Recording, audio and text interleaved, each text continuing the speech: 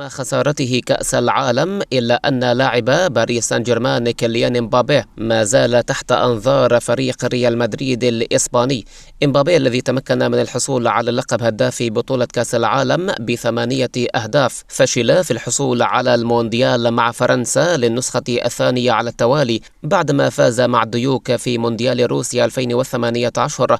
صحيفة ريلوفو أشارت إلى أن الباب ليس مغلقا أمام امبابي في ملعب سانتياغو برنابيو، حيث أن فلورنتينو بيريز يريد التوقيع معه في يوم من الأيام. وأفادت المصادر بأن بيريز يريد أن تهدأ تداعيات ملحمة امبابي في الصيف قليلا دون استبعاد أي شيء في المستقبل. وأفادت الصحيفة أنهم في مدريد يتمنون لامبابي الأفضل ولم يشكوا أبدا في جودته الاستثنائية كلاعب، وهو ما أظهره من خلال تقديم عرض بقيمة 200 مليون يورو في العام الماضي.